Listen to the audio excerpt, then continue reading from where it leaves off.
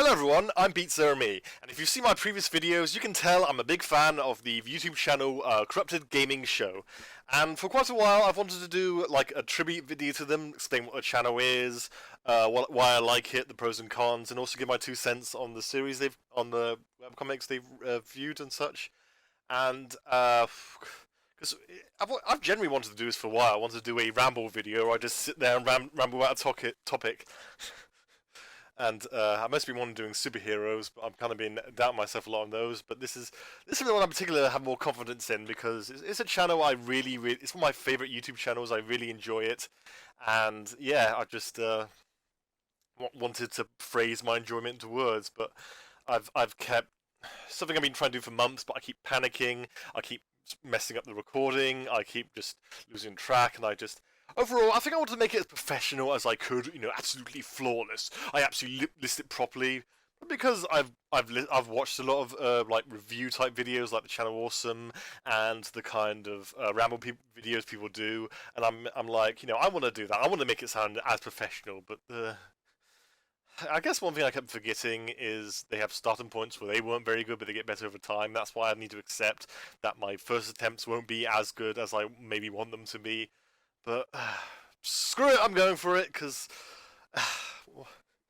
one thing I say about Corrupted Gaming Show is they've previously done a ramble, and I briefly get mentioned, not by name, but they mention the videos they've done, how much they really enjoy them, and how much it means to them, and that's just inspired me to right now to just, you know what, screw it, I'm going for this. I don't care how professional I sound, unprofessional I sound, how bad I mess up, I'm just going for this. I do have some degree of professionalism. I have arranged what I'm going to say, and I've done a little spider diagram, which I've got in this piece of paper in my notebook, right here. Yeah. Okay, so enough of that flub out the way. Let's get to the base of this. So, this is a tribute to my favorite YouTube channel, Corrupted Gaming Show. So let's go with the obvious question: what is Corrupted? Well, what sort of channel is it?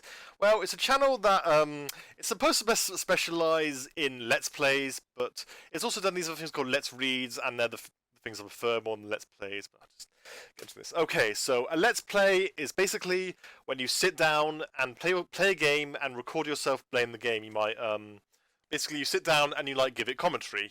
Like you might be discussing what you're doing, strategies, or you just might poke jokes at it. And there are loads of channels who've done this sort of thing. And you can do it on your own, or you could do it with friends. So that's basically what it is. It's kind of like Mystery Science 3000, where they sit down and riff on bad movies. But this is riffing on games, not necessarily bad ones, or commentating on all sorts. Now, Let's Reads are along the similar lines, and I've tried to do them myself, where basically you do that, but instead of doing a video game, you get you get like something literature based, like a story or a comic, and you do it to that. And yeah, they Corrupted Gaming Show themes their Let's Reads on on particularly bad webcomics, and my God, I found them like about 2 years ago, but my God, I think they are some of the funniest videos I've ever seen on YouTube. I listen to them a lot, and they just really cheer me up, and I play in the background when I'm working. They are just so goddamn funny. Yeah, the Let's Plays are the main things, but they're just kind of and I'll explain that in a minute. But the Let's Plays, Let's Reads, God damn, I'm screwing up. Oh God, I'm so nervous for this. I don't care if it sounds professional. Yeah. But yeah, they're just really funny videos, and oh yeah, one of the main things I've discovered is that I've come to learn the appeal of these type of so and such, is that I think half the appeal is not only the content itself, but the people who do them. That they are just, if you get some really interesting people who are really good at them, they can be really entertaining, and you just keep coming back for them, and not always just the content. And so yeah, I'm going to be discussing their Let's Read. By the way, I'm not going to be covering even though the channel has been doing a lot of live streams lately, I'm not going to be covering them because everything else I've been kind of mapping and plotting out. And plus these are videos I've watched 100 times each, so I know what the things. But the live streams are too new. I haven't really seen them enough, or that's all kind of the case. I'll get around to watching them later. But so yeah, I won't be discussing that. Just the Let's Reads and a bit on the Let's Plays. So, with all that in mind, who are the people who run it? So, there are two people who run it, Tony and Dane. Tony's the main guy who runs. He owns the channel and he runs anything, and Dane's his friend who helps him. And yeah, like I said, half the appeal is just them. That they make the videos really, really entertaining because they just have their own unique style to when they're oh god to it. That basically these are people who can they could record themselves reading the phone book and it would be hilarious because they could just sit there reading the names and they'll make all kinds of jokes and commentaries and tangents. That's one of the main things. They do these things called tangents where they might go off track and talk about something else, and sometimes a lot of the times the tangents are just as entertaining to when they're on track and discussing the thing. It's just so goddamn entertaining. Uh, yeah, like I said, they could read out the phone book. Because if they read out the phone book, it'll probably reading the names, and Dame would suggest, "Hey, we should phone up every 10th person and 100th person and be like, hey, you're the 100th person I found in the phone book," and Tony would be like, "Yeah, we could do that if you be willing to pay the extremely expensive phone bill." Just sort of things like that. They'll discuss the content and then do side commentaries, which would just be so goddamn entertaining.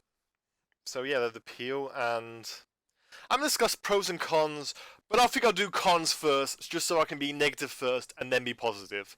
So the cons are, I've kept building up to this. It's got to be where I would say it was the Let's Read, but it's not specifically the no, I keep missing this. This is gonna sound awful.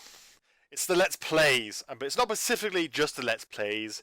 It's just their weakness is that their strength is combined with their strength that they need to control the flow of what they're doing, and if they can't control the flow, then it's not really as entertaining. With a Let's Read, the story moves as fast as when they're reading it, so you can be. So, with a comic, you can read what the characters are saying, describe what's going on, and if you wanted to stop to do a tangent, you can stop, and that's it. The story's stopped, and you're focusing on what they're saying, and then they get back to the story, and the story moves again. They can control the flow of the story. That's the problem with Let's Plays, that with a game, you can't control the flow. You have to keep going. It requires a skill set where you have to keep making comments on it. You have to keep going. And that's the problem when they... And also, you have to keep up with it, and you have to be going with the same pace as the game. You don't control the pace, you have to be at the pace. And I don't think, me personally... I mean, if anyone likes those videos, that's cool. That's cool. If they enjoy making them, that's fine. I'm not saying these are terrible, you should stop making them. They should be allowed to keep making them if they want. That's up to them.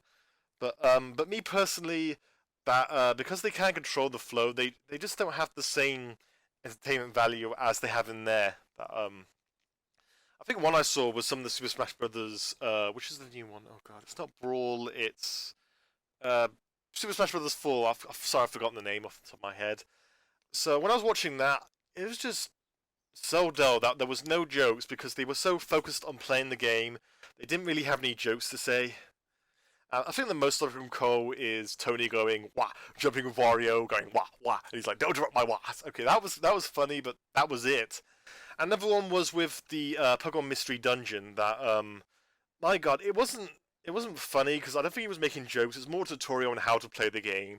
I remember some dry wit with when Drowsy bumps into him. He's like, "Oh, he's such a nice guy." What do you mean he's a nice guy? Bumped into him, and I do enjoy dry wit, but that was it.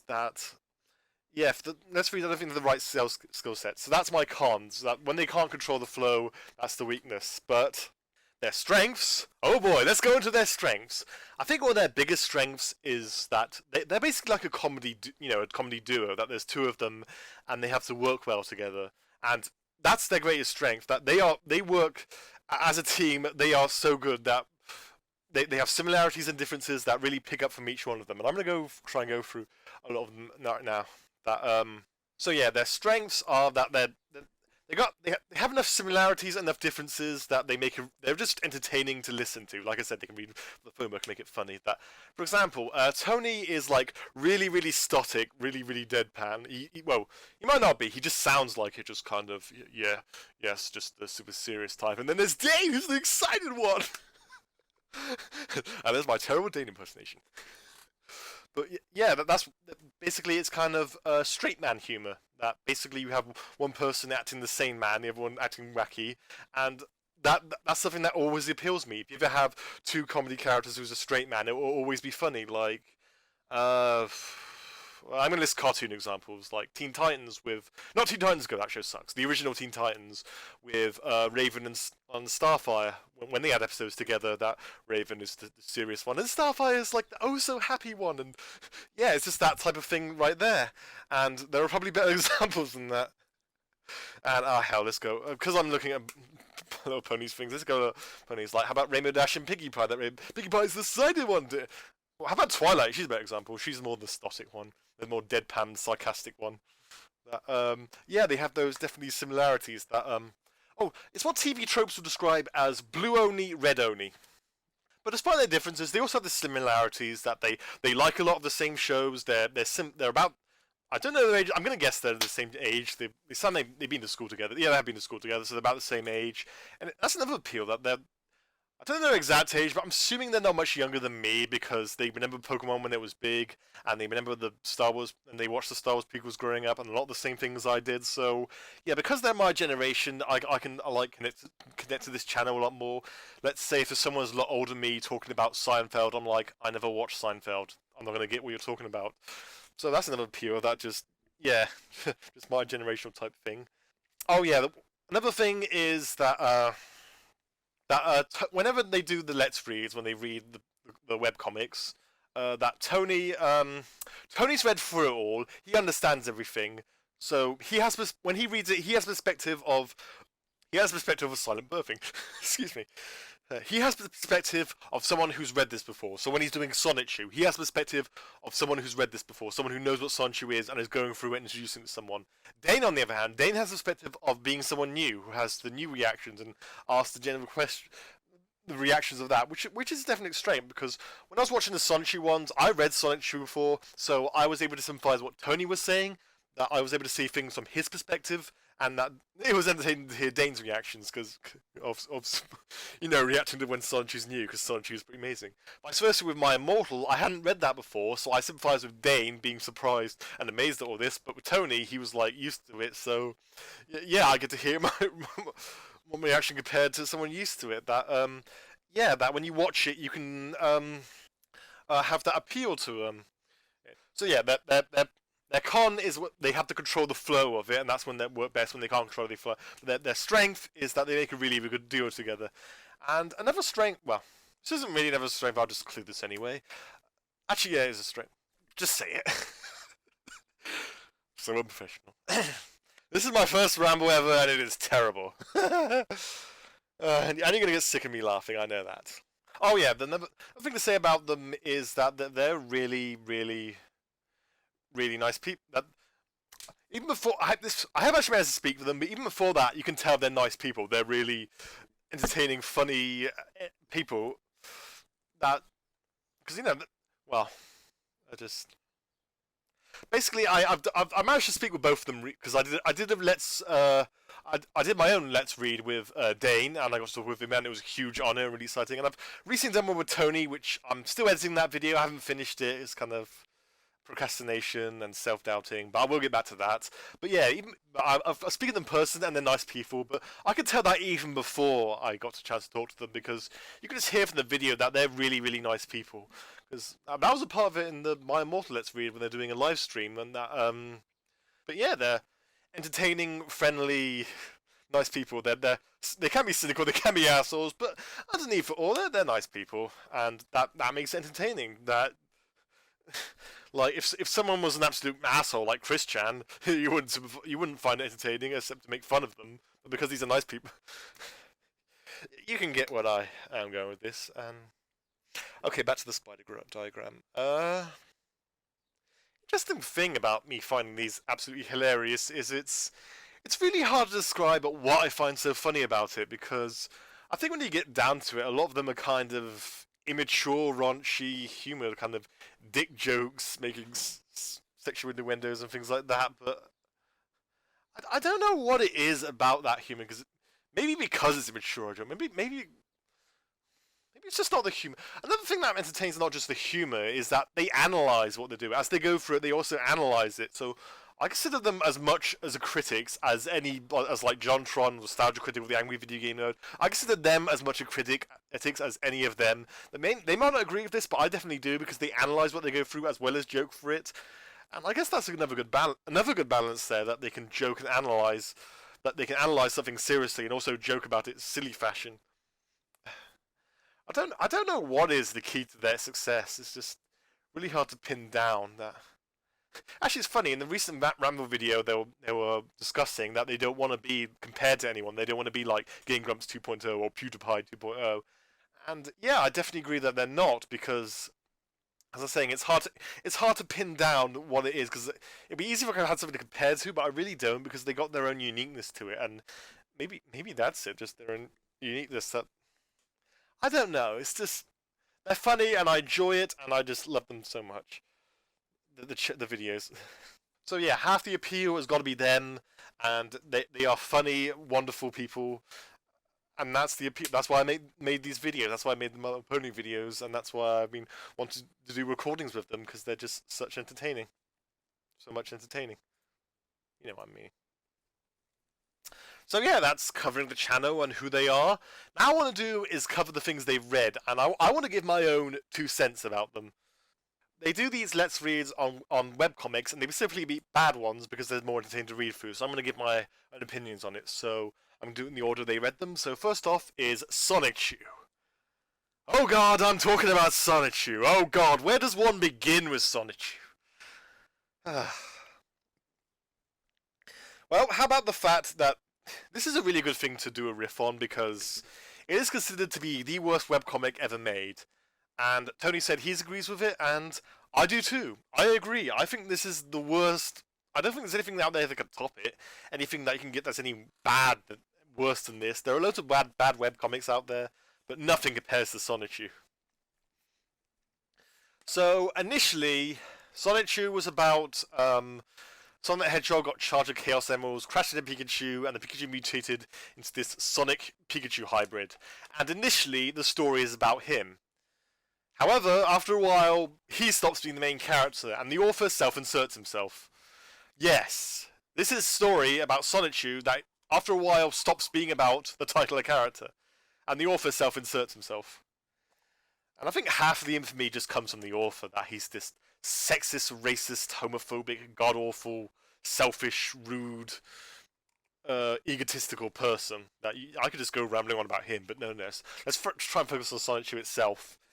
And the fact that he's a part of it, and he creates his own little wish fulfillment world where he runs this dictatorship, and that he goes to the mall and eats chicken nuggets and gets more security said stop looting, and he attacks them. And I'm just rambling. I could ramble on this for an hour and never get any closer to explaining what it is, other than just saying it's god awful.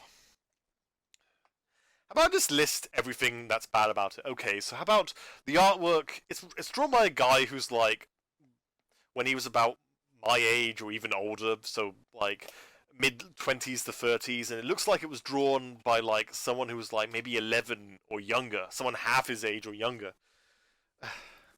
And it looks god-awful, and there's a story that goes nowhere. All the characters are either rip-offs or have no personalities. There's no real story. The villains, everything's one-dimensional. It just plagiarizes from stories and ideas that are just much better than itself. It even fails as fan fiction. That it has Sonic and Pokemon and Transformers and Yu-Gi-Oh, but it never utilizes any of them. You know, I could rant on this forever, but I think Tony did a much better job. He did this thing called, after the video, called The Reflection, where he sums up his overall thoughts on Sonic Shoe. And I've always wanted to do my own rambles, but I find this pointless because he's hit every nail on the head. He just sums up everything. In fact, that video is why I consider him to be at least Corrupted Gaming Show to be really good critics, because that's one of the best reviews for Sonic's Shoe I've ever heard. But let's get to the real infamous thing. Issue 8 was a porn issue. Yes, so we have the artwork of someone who has the skills of drawing skills of an 11-year-old, and he draws like Sonic Pokemon characters having sex with each other.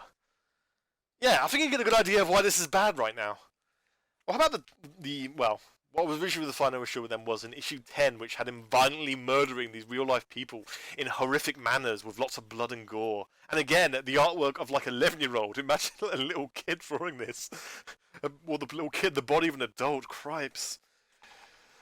So yeah, Sonichu's got the reputation of being the worst, and it is the worst. And that's probably the strength of the riffing. And one thing that Dane and Tony did was well, one thing that Tony did was when he did the reflection, he listed what he thought to be the best character and worst character, and I think I'll do that as well. But that was his personal opinion. This is my personal opinion, and I've asked Dane for his on Facebook, and he gave his. So, Tony said his favorite character was Magi-chan, who's this kind of like psychic Pokemon who's like the only other person other than Chris and Sonic who could be defined as a character, and he has cool powers. And because Chris is basically, when he self-inserts himself, he's basically a Mary Sue. He's like wish fulfillment. This is what I want to have. I mean, contrast this with my own channel view videos where I put myself in. I had my fictional character Drogo, and Impul is my PC, and I torture him. But the thing is, the reason I put myself in those videos and made myself a character is because I was so desperate to make Drogo a sympathetic and likable character. I sacrificed my own likability. I purposely made myself an asshole and made myself unsympathetic just so people would sympathize with Drogo. It's one of the cheapest tricks in the books to make a character likable. Just contrast them with a character who isn't likable, who's mean to them. And so yeah, I put myself in the... But I didn't do it to flatter myself. I did it for the exact opposite reason. Chris, on the other hand, he just does it to flatter himself. And that was one of the appeals of Magic-chan, that he's one of the few characters to have some cool powers that isn't Chris. So, and he has one of the coolest, and Tony said he has one of the coolest backstories. And his least favorite character was Rosachu, who's the love interest, who's a ripoff of Amy Rose. Basically, you know how Amy Rose is kind of funny, that because she's in love with Sonic, but rather than Sonic, like, I love you too. He's like, ew, get away from me. Well, yeah, Rosachu's just the cliched, I love you too. That she's boring and has no personality other than being a love interest and being a woman. And this guy Christian has messed up ideas on how women function. He once did a comic where Rosachu face raped someone. Oh god. But yeah. But statistically, she was originally a Raichu that mutated, so she's logically stronger, and she isn't, and it's because Chris is sexist, and that's why Tony thinks he's the worst. Dane's least favorite character was pretty much every single female character, because they're all the same character.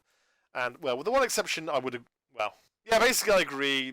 I'll explain a bit detailed what I mean with that hesitant there. But yeah, I do agree that they're all just love interests, just wanting a man to have come do them. His favorite character was Punchy, who was this like racist Asian stereotypes. But whenever he was on, Dane, especially Dane, would be like, "Oh, Punchy, stereotypical Asian voice, and I apologize if I sound a racist." I'm in trouble for that. No. But yeah, basically, he said he had so much fun reading him. So what about mine? Well, my least favorite character has got to be Jamster Sonichu. He was this DJ, and he was among one of the most pointless characters that he doesn't help out in the stories, and every time they brought him up, Dane and Tony would always compare him to this radio disc jockey they have called Ryan Seacrest, who they say is a complete tool. And yeah, I don't know about Ryan Seacrest because I don't know in real life, but yeah, Jamster Sonichu, he is definitely a tool. Like, hey, all you guys and gals, let's get rocking with outdated 90s catchphrases. Oh god, shut the hell up. The 90s are over.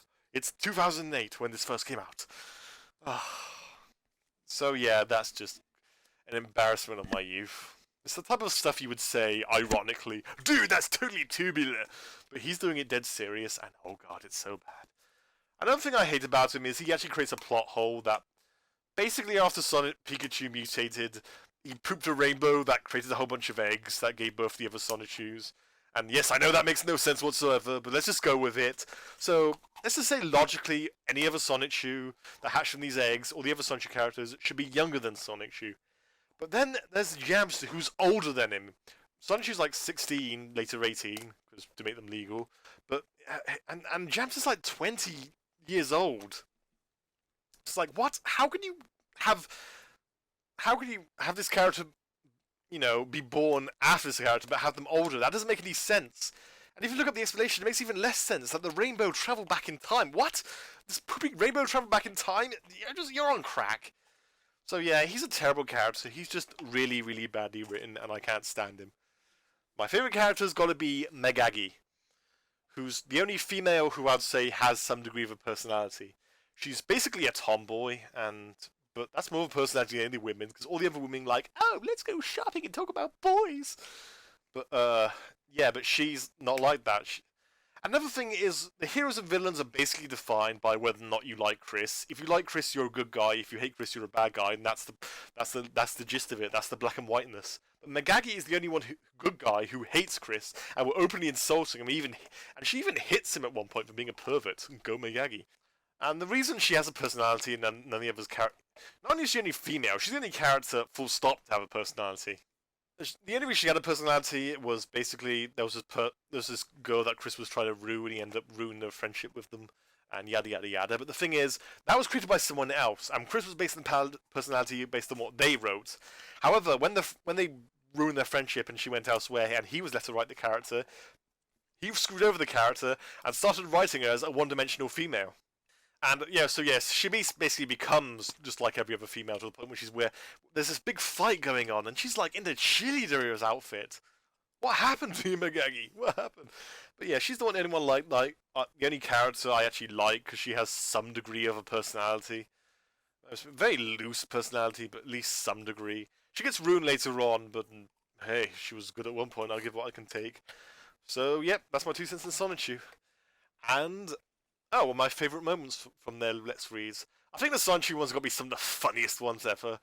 My favourite joke. Let's go with my favourite joke, which I hope to make a video of someday, because I made some videos of some of their other stuff, but I want to definitely get this one right. My favourite joke has got to be in issue when he's doing issue 4 when they were doing the sub episodes where Chris was putting in crap about his real life, and basically he's turned into a Pokemon Sonic whatever, and he's using attacks, and he has like 39 moves. And Dane and Tony are like, wait a minute, how can we have 29 moves? Like in the games you only get 4 attacks, and they're discussing. Well, in the show they have like multiple attacks, like Pikachu knows Masturbate, Thunderbolt, Hold, Iron Tail, and then what? Yeah, it was Dane saying this, and Tony interrupts him saying Electric Diarrhea, and Dane's like Electric Diarrhea. Oh, how'd that even? Oh. He's just imagining electric diarrhea. And what's even better is that Tony was like, we come out like, yeah! And then that's one of the best things about the videos is sometimes you edit in pictures, which I've tried to duplicate in my Let's Reads, but I don't know if it works or not. But when he does it, they can be really funny. And he has this Pikachu doing a rage face, and there's poop coming out with electric bolts. Just going, when he's saying it, and just, oh my god, it's just... This is one of the funniest things I have ever seen. And that's the style of their humour. That, like I said, it's just immature diarrhea jokes, but the way it's just the setup, the way they set it up is just so goddamn funny and just makes you laugh. And I can watch these videos hundreds and hundreds of times, and it will never stop being funny to me. Because sometimes before I start work, I just put on my iPhone, put my headphones, and when I'm feeling like crap, I just listen to that and I feel so much better. Not that specific joke, I've listened to all of them, but that is by far one of my favourite jokes. And as I said, another of my favourite moments has got to be the reflection, because it's just so well done, so thought-provoking, just so many good points hit on the head. I mean, I think out of all of them, my favourite point has got to be when I'm confusing everything. When Tony discusses that the characters are interchangeable, and he explains what he means by that. Like, if you take a character in a scene and replace them with a different character, does their dialogue sound any different? If the dialogue does sound different, it's probably either because the character has more defined personality, or because they have an annoying way of talking, like Angela will praise Jesus every sentence, which doesn't make it interesting, makes it annoying. But if you have a character with a personality that sounds different, like, how about Superman and Batman? Like, if you had a situation where Superman's talking to someone, Superman's tries to be a nice guy, so he'll be all friendly and valiant. But Batman can be kind of a dick, and he's kind of like direct, so he might be because you screwed up. But yeah, that's the sign of personality, when characters are defined and different. And yeah, that technique, I've used that with anything ever, any series, anywhere. And I always think of that one line, are they interchangeable? Think about this dialogue. If you change the characters, does it sound any different? And yes, it is the one defining thing to define personality, and whether those characters have different personalities. I mean, there's something else there similar to Sonic Chew called My Little Unicorn, which was later renamed My Brave Pony. It's this really god-awful fanfiction that I've made some comics made fun of. And the author's totally nuts. And yeah, the characters are completely interchangeable, that you can put the same dialogue in there and it wouldn't feel any different because the characters had nothing to define them. So yeah, out of all the points of that video, that's probably one of my favourites because of just how well thought out it is. So yeah, that's Sonnet Shoe, and next is My Immortal. My Immortal was a rule breaker that it was supposed to be webcomics, but this is fan fiction, and Tony and Dane were against this because they got nothing to show us, they got nothing to look at, and they define it as boring. But it might be boring from them, but it's definitely interesting to watch. It definitely has impact. In fact, in the videos, one of my videos, that was the first one I did because it was just so funny. Yeah, but you know what? Yeah. But yeah, they're entertaining to watch. Though recently Tony said he might break that rule again and do another fanfic, which that'd be interesting to read. But at the time of doing this was going to be their rule breaker. They were just doing it because someone requested it early on. And yeah, it's a never really good one to do because My Immortal is, well, it's another really bad one. People say this is the worst fanfiction ever written ever, but Tony disagreed, and I agree with him. I also disagree that this is the worst ever. I have read loads of bad fanfiction. I've read fanfiction that's so much more worse than that one. I mean, again, with My Little Unicorn or My Baby Pony, whichever one will call it, Mycon's Pony fanfic, whatever you want to call that. Yeah, that I've read chapters of that are so much worse than all of My Immortal put together. I mean, with Sonnet Shoe, it gets worse. It progressively gets worse and more bad. And when you think it has worst point, it will somehow find a way to top itself in the later ones. It's something that declines. I think that's the way you defined some of the worst things ever made. If it can somehow find a way to get worse. But with My Immortal, it's kind of shocking and horrifying at first, but it reaches a certain point where you're kind of used to how bad it is, and it's kind of like just the same stuff over again and again and again. Yeah, so what's My Immortal about? Well, it's a Harry Potter fanfiction that's about this Mary Sue, Mary Sue, who's gothic. And not gothic as in G-O-T-H-I-C, it's gothic as in G-O-F-F-I-C. Yep, it's spelt wrong. In fact, a lot of words are spelt wrong. I might not define this as the worst fanfiction ever, but in terms of spelling and grammar, it might be the worst. That the spelling is absolutely horrendous. In fact, I could never read this. I needed these guys to read it for me because it is so illegible, so difficult to read that I could definitely not read this. It's just like, oh my god, my eyes are eyes are melting at this. Part of the problem with this is the author.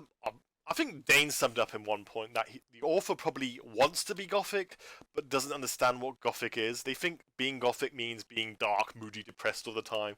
But I'm not gothic myself, so I wouldn't know what it's like. But I do have a friend who's gothic, and they have explained these sort of things to me. But from the way I can pick it up, the definition of the one way to be gothic is, it's not that you embrace being miserable, but it's fully embrace it. But it's like you can allow yourself to be miserable. That's the way I would define it. That well, the way society is, sometimes we feel that we have to be happy all the time, not have to be miserable, and that can make us even more miserable. Have this burning sensation of size where we just go like, everything we do is wrong, which I definitely feel a lot. I can tell you that much. But with Gothic, it's kind of like, bad things happen. You want to be miserable, be miserable. You don't have to be miserable forever, but it's something that can make you more happier. But it's. I don't know. I don't know if I'm getting any right now. I'm not Gothic. I could be wrong, but I think it's along that type of line. But the author doesn't understand this, and they just generally think it's being miserable, just cutting yourselves, and just embracing suicide, and just listening to MCR all the time, and dressing in black, and just all of that. So obviously, the thing is, I think this person is probably like 12 years old, or maybe 11, who's probably just recently discovered what sex and drugs are, and now they want to try and evoke it in this story and be hardcore, because I remember when I was like about preteen or 13, I was a bit like that, like, yeah, let's have like sex and slitting wrists and be more hardcore and stuff, because yeah, when you first discover it is amazing, but once you grow up and become an adult, you realize it can be that you need substance for it. You can't just have it on its own. So yeah, this isn't the worst fanfiction ever. It's more of a case of someone really, really young who's trying to be mature wrote it. One of the things people hate about it is, even as Harry Potter fanfiction, all the characters are just completely out of character. That Draco's a love interest, and that Harry Potter's like a vampire or something, and Hermione, like Ron is like, oh god, Diablos, and Hermione is Bloody Mary, and no one's in character, and just, and they spend their time like playing depressing music and crying bloody tears and having sex in unnecessarily impossible ways uh, and just slitting themselves, embracing death, and giving the middle finger at people who are preps, who are basically even people criticizing them, people aren't them, and just being assholes, and they're completely unsympathetic. So yeah, I would say the main character is this character called Ebony. Their full name is Ebony Darkness Dementia Raven Way. I am dead serious, that's their full name. But they're known as Ebony for short. And I think Ebony were probably one of the most unsympathetic protagonists I've ever seen in any form of media, including like films, video games, or comics. So yeah, I'll grant it that much, but again, not the worst fanfiction ever. In terms of story, there's much worse out there. Okay, so my favorite, least favorite characters are those. Interesting enough, in the for the final video, they and Tony did a live stream where they discussed the thing, and they both did their favorite, least favorite in there. So I was gonna get from there. The reflection wasn't as good because I think they were kind of sidetracked and that they hadn't really prepared it. With the Sanchi one, Tony had made a list and prepared what to say, but this one, it was kind of off the top of my head, and I don't think they had much to say, so the reflection isn't as good, but at least I got to hear their favourite, least favourite characters, because that's always really interesting to listen to. So for Tony, his favourite was Dumbledore for being the most in character, and his least favourite was Voldemort, who's the villain, he has no plan. He tells Ebony who's in love triangle between Draco and Harry, which is basically like Twilight, and just as bad, even perhaps not even worse. Nope, just as bad. Twilight's awful. Yeah, basically Voldemort says, kill if you have to kill Harry. If you don't, I'll kill Draco. So it's tension. It's supposed to be tension to make her choose between them. But he never enacts out his plan. He just like waits for her to do anything, and when she doesn't, he just threatens, "I'm going to do something now," but never does. So his plan was no plan at all, and he's just like a terrible villain betrayal. So that's why he's Tony's least favorite. But Dane, his favorite has got to be oh god, I forgot her name, but there was this teacher who's probably based on someone that the author knew in real life because the author self-inserts a lot of people. But there was this teacher who, at one point, said. They kept saying the word kawaii, which in Japanese for cute, but I think they're confusing it with a different word which meant scary. But so they kept saying kawaii to each other, which confused Dane. And at one point, the teacher says, he likes to swear a lot. At one point, they say, "Hey bitch, you look kawaii." And Dane just laughed so hard. That's one thing about Dane that's entertaining. He laughs a lot, and that's one of the entertaining things about another entertaining thing about their videos, that they laugh, and that because it's a sign that they really really enjoy it, and when they enjoy it, I enjoy listening to it because it just has this really good feeling to it, like good feels all around. But yeah, an interesting thing, Dane laughs a lot, which all makes him a fun guy, and Tony barely laughs, but makes him kind of stutter. But when he does laugh, that definitely means more. But and again, it's that difference that makes them interesting. But yeah, when the teacher said, "Hey bitch, you look kawaii," that's when Dane laughed so hard and really long. And it was awesome. I'm just laughing thinking about it. And someone posted a comment saying that was the laugh that gave angels their wings. And yeah, that's why it made it Dane's favourite for that just for that one moment that it gave him. And his least favourite character is Draco, because he described him as the type of guy who would go to go have sex with them and then not screw them and leave. Not even buy them flowers, not even be a gentleman, just be openly ass, or just takes advantage of emotionally vulnerable women just to do them. And Dane found that disgusting, and I agree that is pretty disgusting. Though it's not my least favorite character. Okay, so my favorite character's got to be Snaketail. For the scene that always makes me laugh. Even thinking about it now, I'm laughing already. So basically, at one point, Draco gets captured, and they rescue him in the most anticlimactic fashion ever. But so they teleport into Voldemort's lair to rescue Draco. And there's this original character who I don't think is a part of Harry Potter. I think this is a character made up for the fan fiction. Who is this villain who is torturing him, who's called Snaketail. And so he's torturing Draco. When he sees Ebony, he instantly falls in love with her, and he's like, "Oh my god, will you do me?" Have sex with me. And everybody's like, what the hell? You tortured my boyfriend, now you want to do me, you sicko. And then she gives us one and stabs him in the chest. And then he screams and blood pours out of his chest like a friggin' fountain. And then he runs around with blood pouring out of him. And then he just dies. And they never mention it again. It's the most ridiculous thing ever, and it always makes me laugh. Even though this magic going, whoa, blood pouring out. Oh.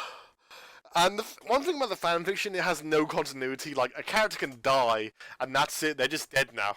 They're dead. They're not coming back.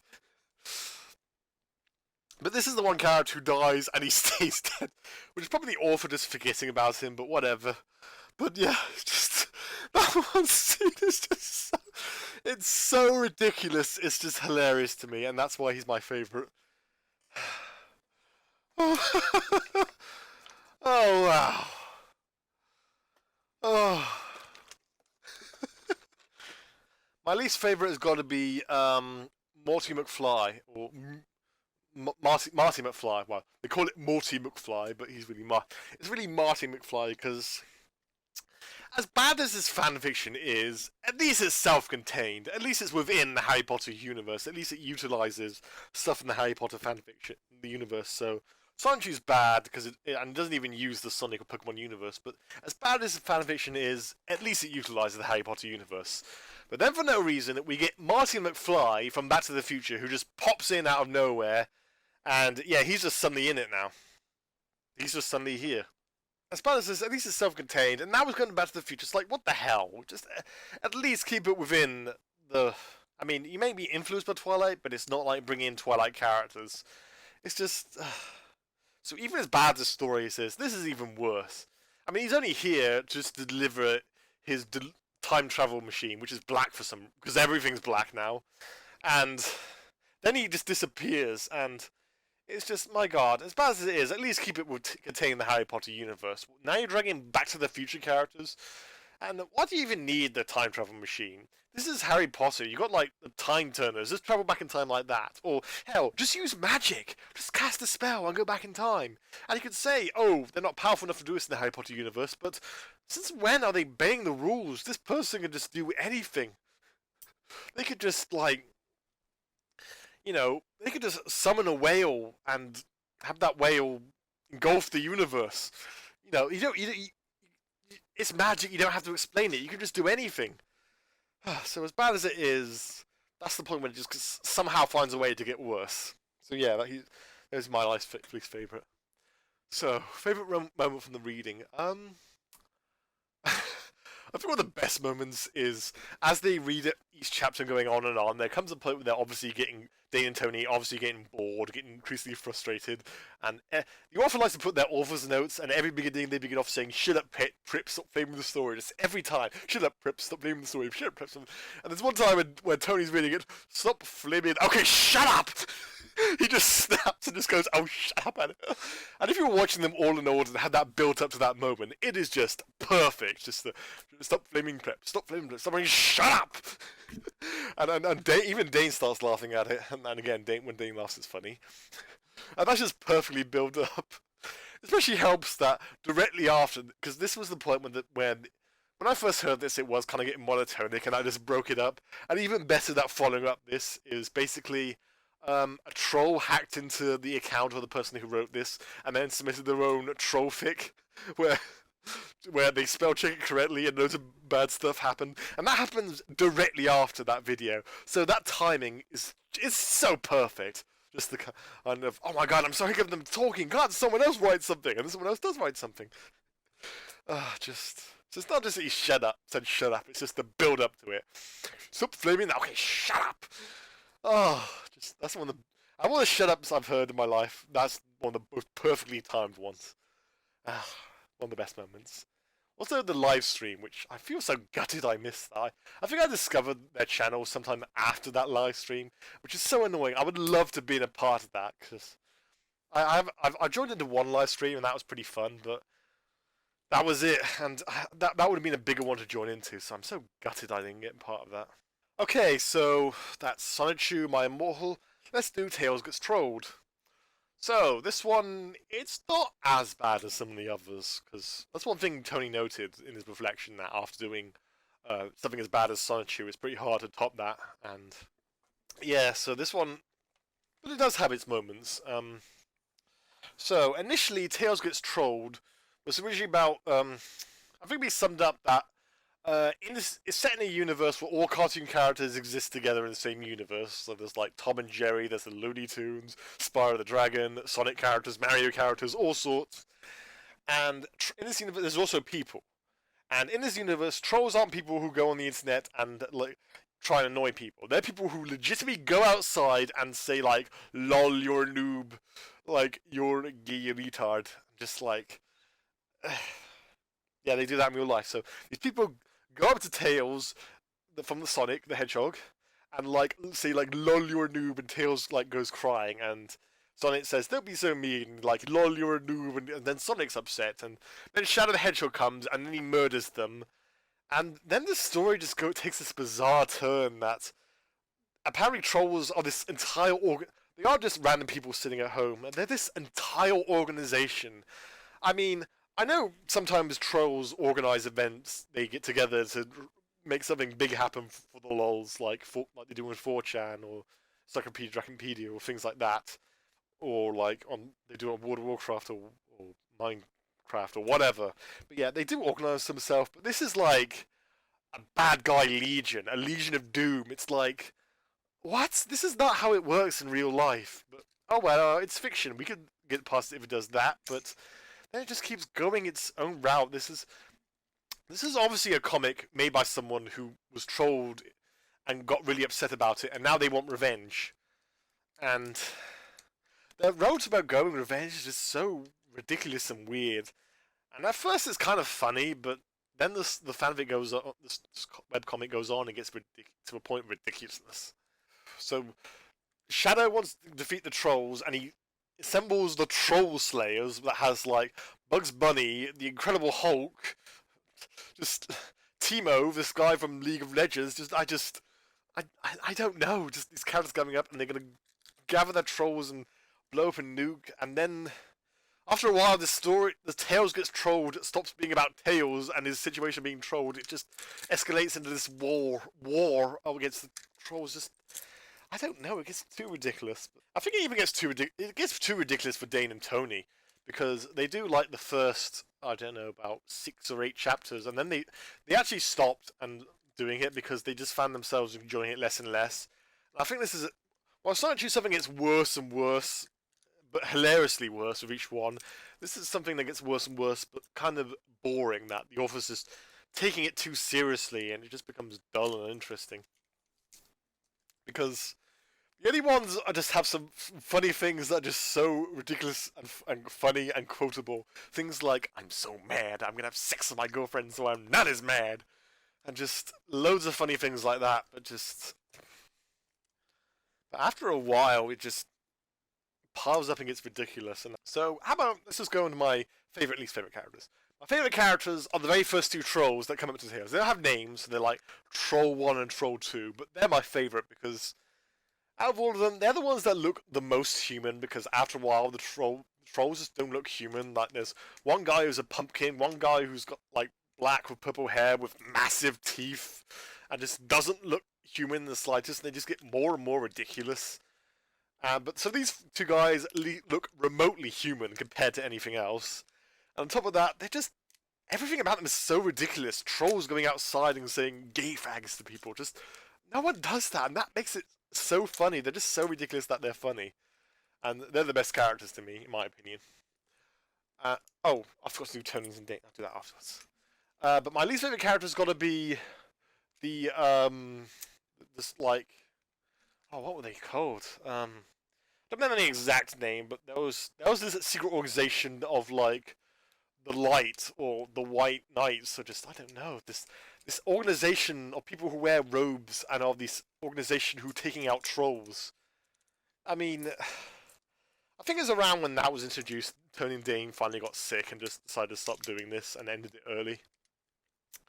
And I don't blame them because that's the point where it just gets too far removed from anything. It's the point where it's saying, okay, this author has no idea what a troll is in real life. Because at heart, a troll is someone who wants to provoke a reaction. Like, they go on to a vegetarian forum and say, lol, meat is awesome, just to get people annoyed. You know, they go to the My Little Pony forum and say, ponies suck to annoy people. You know, they say, like, go to the Pokemon forum and say, Generation 3 was the best. And, like, people say, Generation 3 sucked! It's like, no, it's the best. You know, they're purposely annoying people just to see them get upset because they think getting upset is funny. But this webcomic doesn't understand that at all. It has no idea what a troll is. And the fact that they portray people just saying gay fags over again and again, it's ridiculous.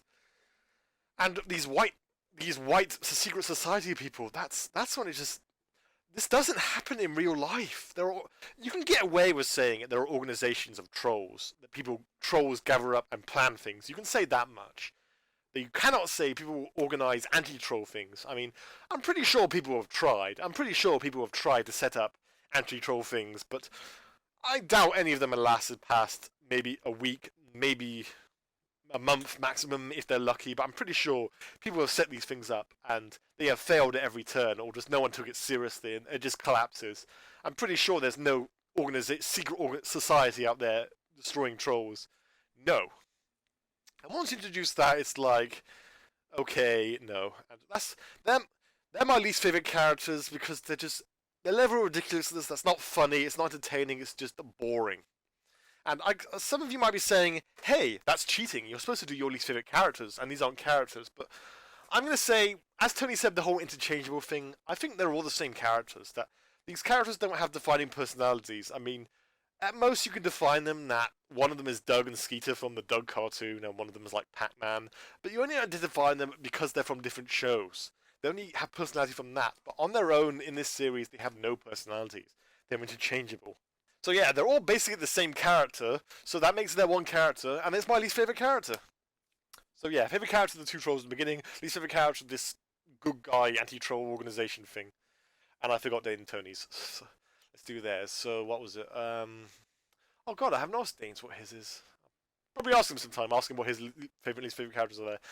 But Tony said his least favorite character, he found it, well, his favorite character you say was Shadow because he had no one has a personalities thing, but Shadow has the most of a personality. That basically he's pissed off, he's brooding, he's angry all the time, which isn't much of a personality, but it's more than anyone else. So he likes Shadow, kind of like borderline if you put it best or worst. Like Shadow in this is an interesting character, but he's the most you can define as a character. It's like Dumbledore who's being the most in character.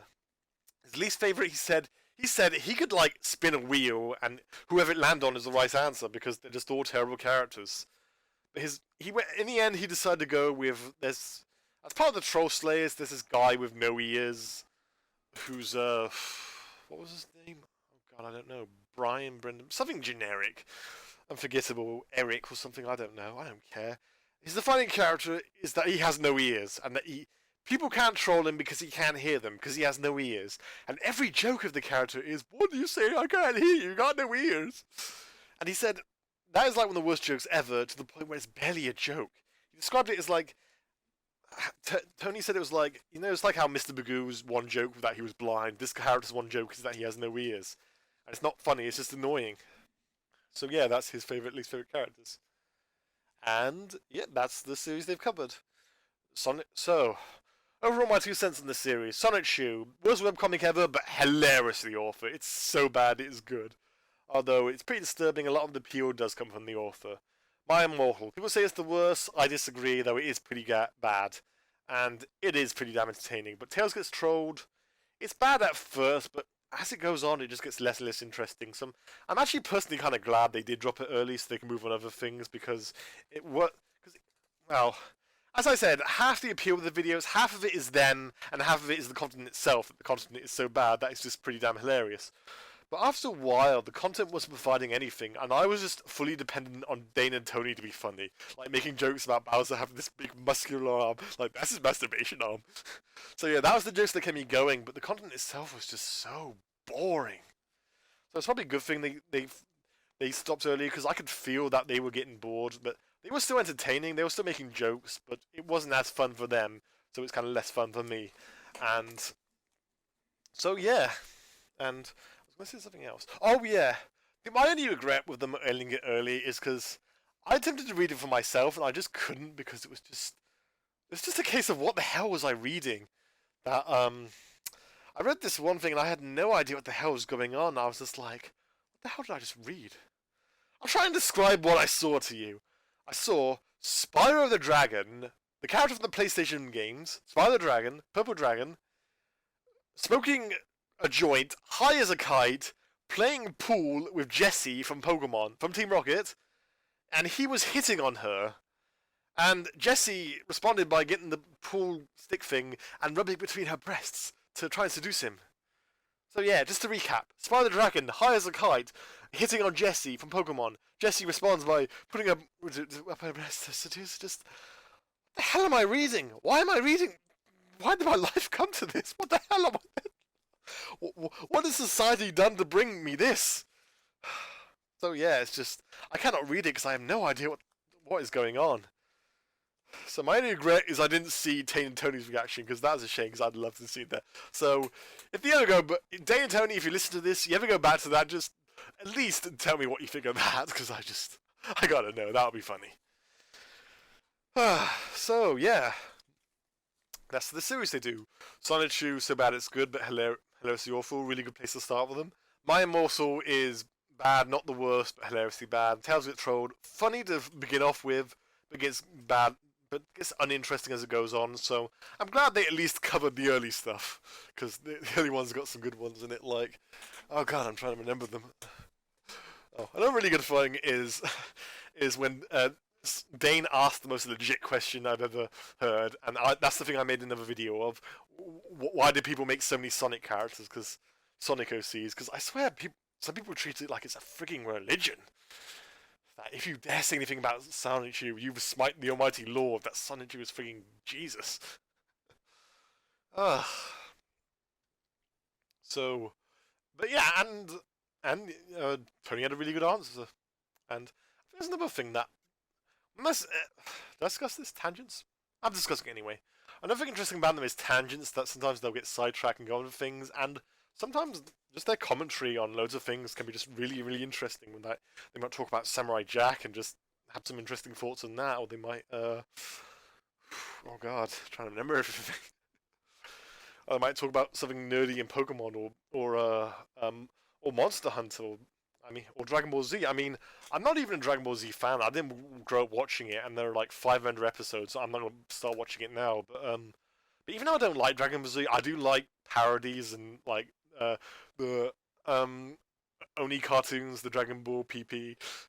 I love you, Rajani. Can we do that? I'm as strong as an ant. If an ant was this big, you're just screwing with me.